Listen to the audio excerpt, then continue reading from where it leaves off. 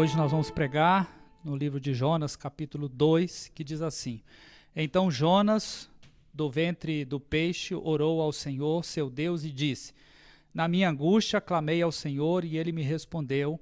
Do ventre do abismo gritei, e tu me ouvistes a voz. Pois me lançastes no profundo no coração dos mares, e a corrente das águas me cercou, todas as tuas ondas e todas as tuas vagas passaram por cima de mim. Então eu disse: Lançado estou de diante dos teus olhos. Tornarei, porventura, a ver o teu santo templo? As águas me cercaram até a alma, o abismo me rodeou, e as algas se enrolaram na minha cabeça.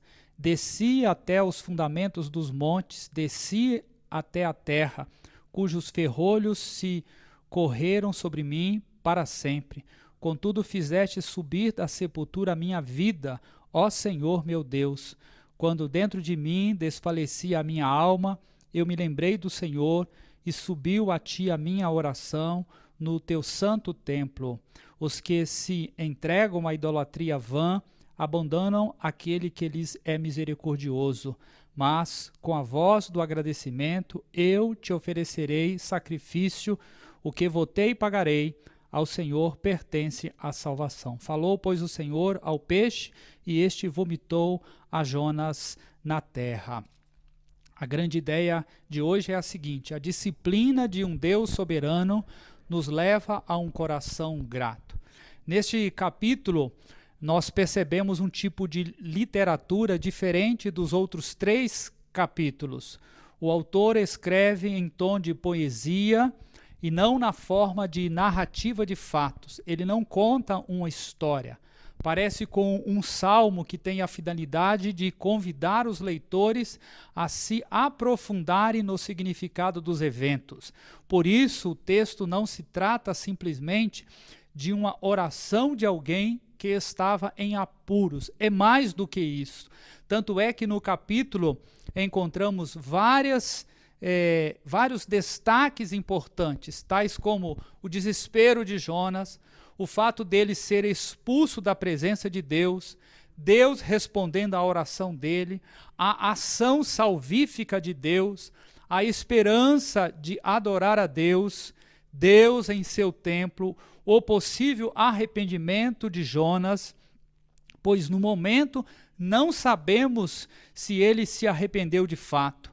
No escrito poético é preciso forçar um pouco a mente para entender o que o escritor quer dizer, diferente de uma narrativa comum onde o texto é autoexplicativo.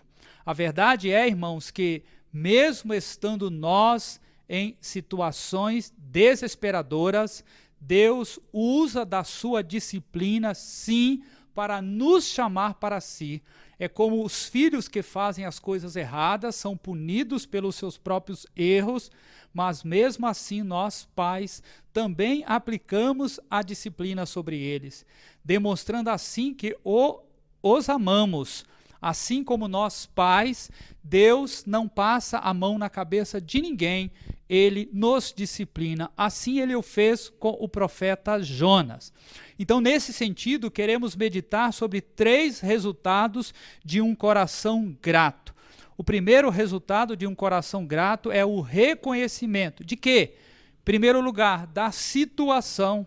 Jonas descreve a sua situação como alguém que está desesperado, alguém que está jogado nas profundezas do abismo, no coração do mar.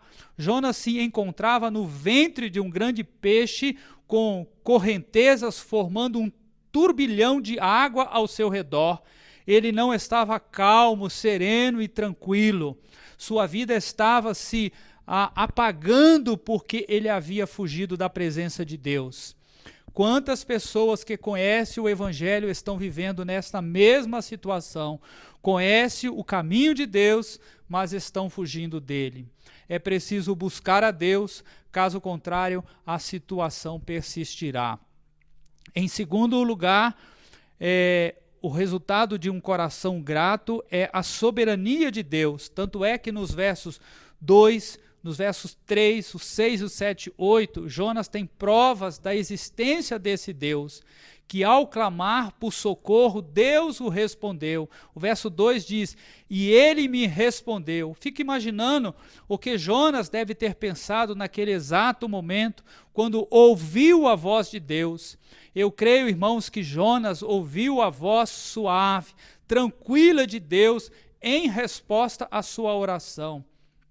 Jonas, então, pôde dialogar com Deus, talvez tremendo de medo pelo poder deste Deus, por ter brincado com ele, por ter desobedecido a sua ordem. Hoje Deus fala conosco através da sua palavra, ele nos dá as palavras de ordens, de paz, de bênçãos e palavras também de disciplina. No verso 3, Jonas fala com Deus, Senhor, jogaste-me nas profundezas do abismo. E ainda no verso 6, Jonas reconhece definitivamente a sua situação, a sua condição, o seu aprisionamento, quando diz que as trancas, os ferrolhos, lhe aprisionaram para sempre. Era uma situação aparentemente sem saída. Vejam a parte C do verso de número 6. A palavra contudo, para Deus sempre há um contudo, um entretanto, um mas, um porém, um no entanto. Este contudo seria a contrapartida de Deus. Se Jonas reconhecesse que Deus fosse o único que poderia trazê-lo de volta do abismo profundo, Deus soberanamente o faria. Como fizeste subir da sepultura a minha vida, disse ele. A narrativa é interessante. Ao mesmo tempo que Jonas estava lamentando para Deus, ele já afirma o livramento do Senhor. Vejam só, irmãos, o que a comunhão com Deus faz, traz segurança para aqueles que confiam suas vidas à pessoa de Deus. Jonas clama ao Senhor, o Senhor o responde e há o reconhecimento de Jonas de que a salvação pertence somente ao Senhor, ou seja, ele é o único que pode outorgar a salvação a alguém. Não importa a situação que você esteja vivendo, Deus é o único que pode te trazer uma realidade de paz e comunhão, como ele é o principal, é o único que pode lhe conceder a salvação eterna. Mas há necessidade de reconhecimento da sua soberania, entregando a sua vida ao seu Filho Jesus como Salvador e Senhor pessoal da sua vida. Segundo resultado de um coração grato é o arrependimento. Para entendermos que Jonas realmente se arrependeu, se é que se arrependeu, precisamos fazer algumas perguntas. Primeira, a oração de Jonas significa que ele realmente se arrependeu? Há algo faltando na oração de Jonas? O que brotou do coração de Jonas? Agora, uma pergunta para nós. Quando percebemos que estamos fugindo de Deus e, como consequência, o sofrimento bate à porta, nos arrependemos realmente ou tentamos enganar a Deus? O que é arrependimento verdadeiro? A resposta a esta pergunta é a chave a todas as demais perguntas. Arrependimento verdadeiro, em suma, é uma mudança de opinião com respeito ao pecado. Implica em se tornar semelhante à pessoa de Deus. Será que Jonas agiu dessa forma? Será que Jonas teve uma atitude realmente genuína de arrependimento? Quando olhamos para o capítulo 4, ficamos em dúvida se Jonas realmente se arrependeu. Ele obedeceu a Deus no segundo chamado, mas isso não quer dizer que o seu coração não estava irado contra Deus. Por isso ficamos em dúvida se Jonas realmente se arrependeu de todo o coração. Isso serve para demonstrar que simples obediência a Deus não significa que há arrependimento genuíno do seu pecado. Um exemplo, Já viram aquela criança que quando recebe uma ordem, quando o pai ou a mãe manda pegar algo que jogou no chão, ela diz que não vai pegar, então o pai a disciplina, ela chora, às vezes até correm do pai, mas finalmente, quando veem que estão sofrendo com uma disciplina física, varadas, por exemplo, elas, contrariadas, acabam pegando o objeto no chão, mas no fundo, não obedeceram de coração, apenas fizeram cumprir o que o mais forte determinou. A narrativa do livro diz que os marinheiros e os ninivitas se arrependeram. Será mesmo? É interessante que Jonas parece ter se arrependido também, pois o texto diz que ele começou a clamar, ele se lembrou do Senhor, ele louvou ao Senhor, ele ofereceu sacrifícios ao Senhor. Mas será que o louvor a Deus é uma demonstração de arrependimento? Será que o coração de Jonas tinha realmente mudado? Será que agora, salvo das profundezas do abismo, ele estava ansioso para pregar aos ninivitas? Será que ele orou por eles? Duas prováveis orações que Jonas tenha feito naquele momento.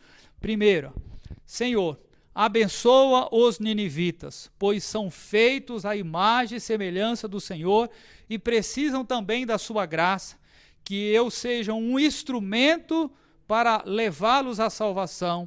Ou será que a oração de Jonas foi outra? Senhor, me abençoa para que eu leve a sua mensagem de destruição sobre aquele povinho mau, que a eles esteja destinada a perdição eterna. Senhor, deixa fogo do céu sobre eles. É interessante que no capítulo 3 diz que eles se arrependeram, mas Jonas não adorou a Deus por sua misericórdia ter se estendido sobre os ninivitas. Jonas não se arrependeu, mas os ninivitas sim. Jonas poderia recitar as escrituras de cor e salteado, mas a sua vida não era coerente com as suas palavras.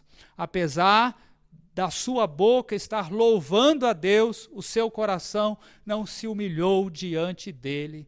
Jonas talvez estivesse triste pelas consequências que sofreu por causa do seu pecado e por ser colocado no estômago de um peixe, mas ele não se arrependeu do seu pecado. Ficar triste pelas consequências do pecado não é a mesma coisa que se arrepender do seu pecado. Lembram de Judas, o Iscariotes? Ele tão somente se entristeceu, teve remorso e se suicidou.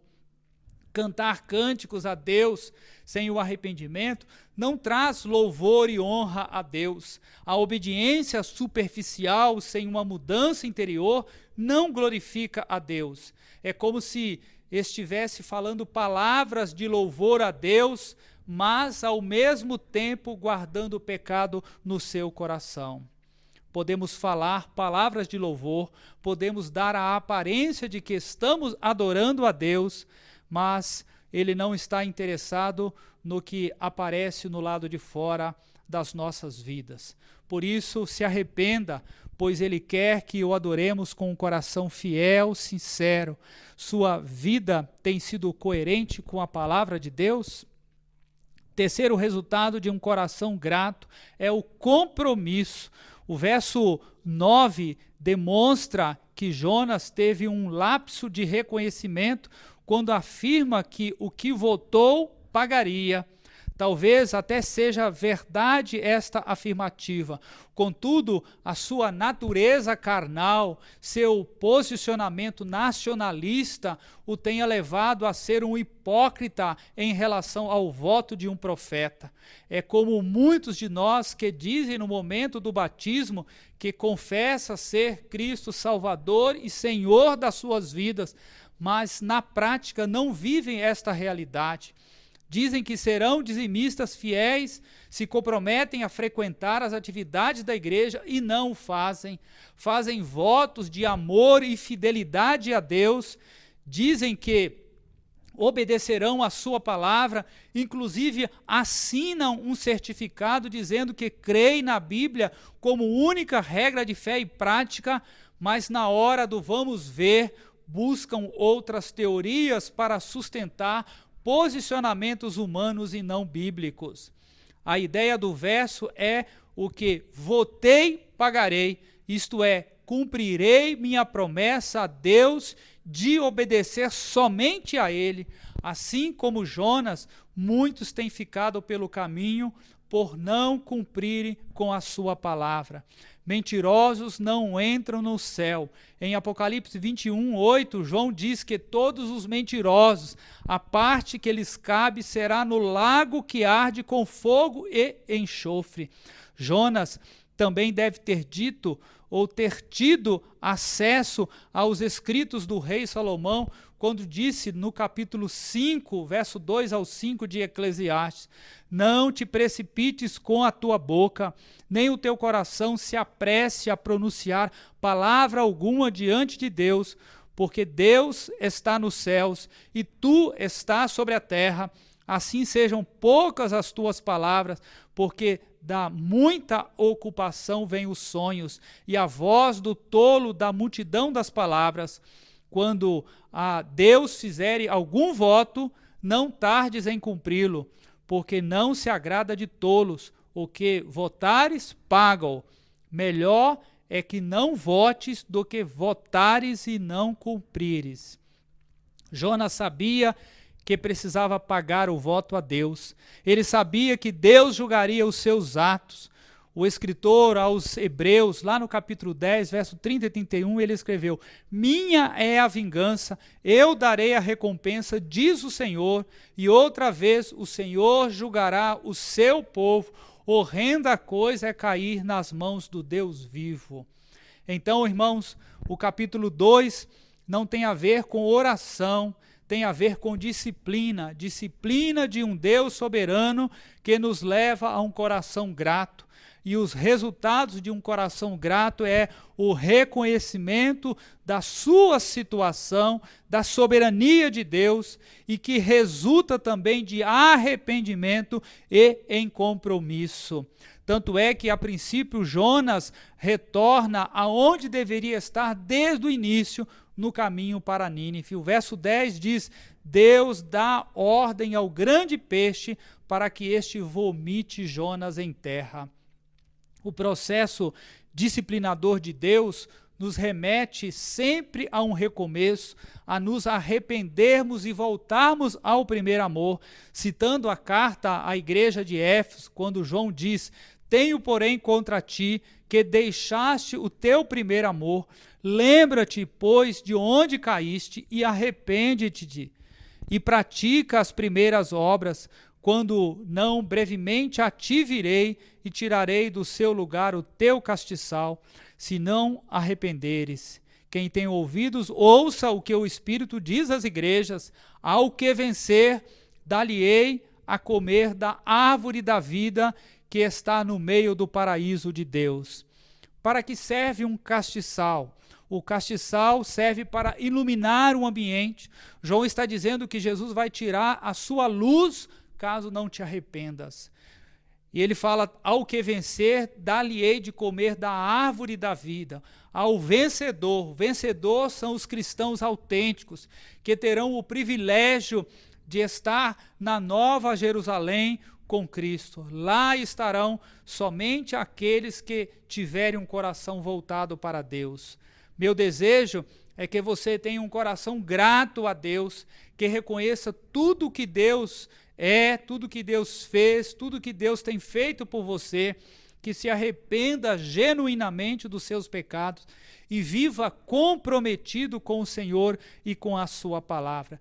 Deus os abençoe em Cristo Jesus. Amém.